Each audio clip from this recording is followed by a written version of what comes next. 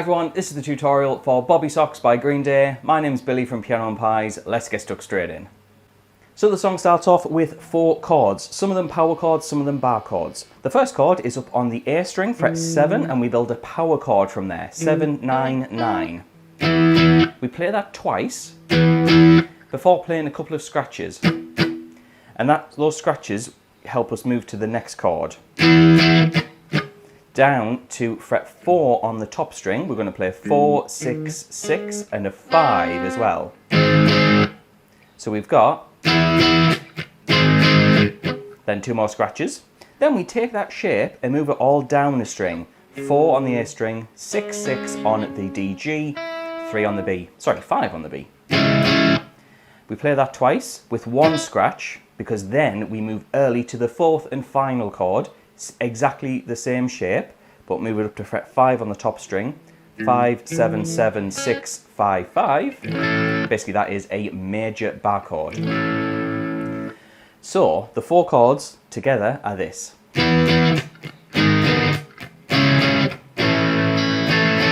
Notice how that last chord, it jumps early. It's what we call anticipation in music. It comes in early.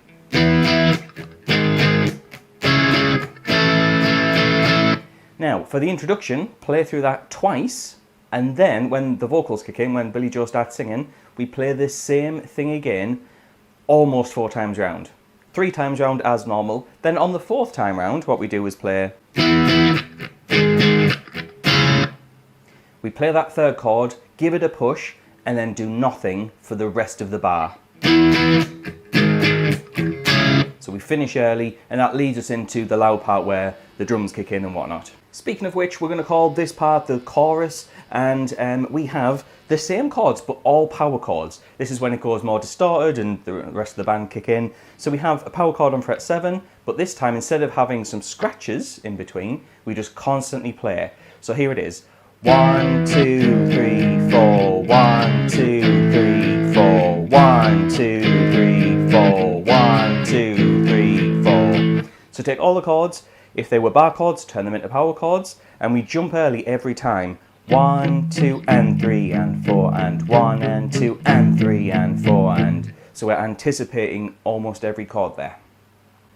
We play through those chorus chords 4 times in a row, before it then goes back to a second verse, which is exactly the same as the start of the song.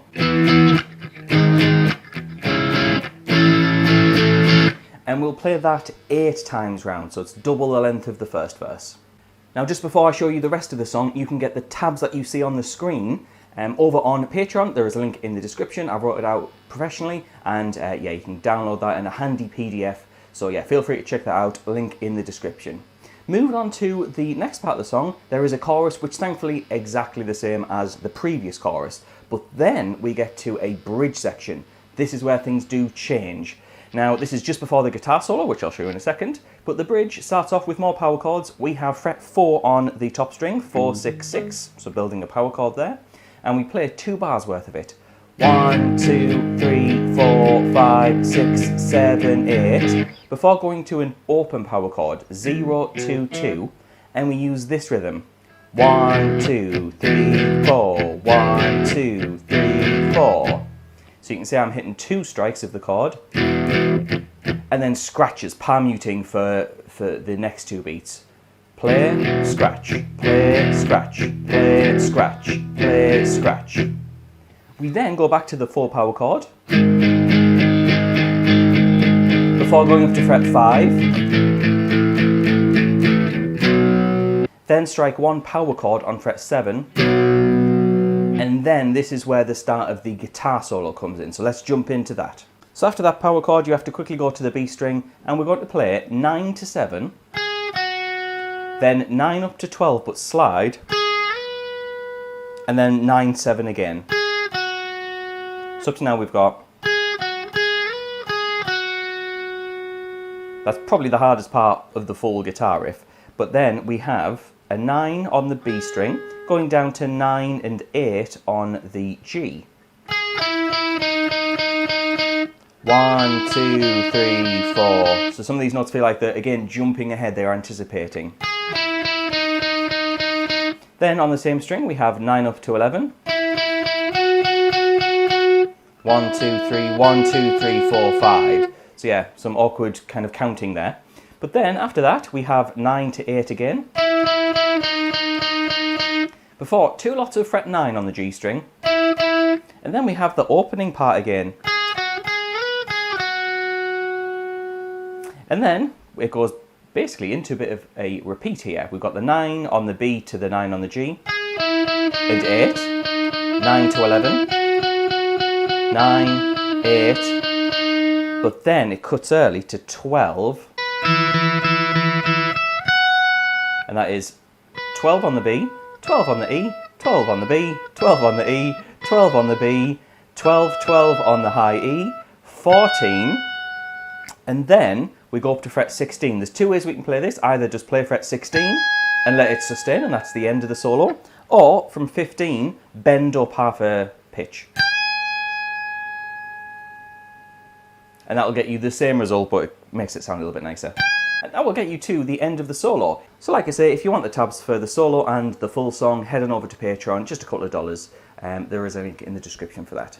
However, after that guitar solo, you have 12 bars of nothing. It's just vocals, drums, bass. After that, we then get a chorus, which is just a normal chorus 4 times round. Now looking over to my notes, we then get to the outro. Now the outro is basically part of the guitar solo over the top of the chorus chords. So I'm going to demonstrate what goes on with the guitar solo part. We have 9 to 8 on the G string, then 9 to up to 11, it then repeats again, and then a third time, and then a final 4th time, before finally there is a very small outro, which is an open E string, 7, 9, 9. So it's basically a 7 power chord up on E, fret 7, with an open E string. And we play 1, 2, 3, 4, 1, 2, 3, 4. If you can do that, then you've got to the end of the song. So if you found that useful, please like and subscribe. It really helps out the channel. Please check out the other recent Green Day videos that I've made. You'll be able to see that at the end of the video. I'd also like to say thanks to the people on the screen. Those are my active patrons. They will get the content that I mentioned earlier straight away the moment this video goes live. So thanks for watching, and I'll see you in the next video.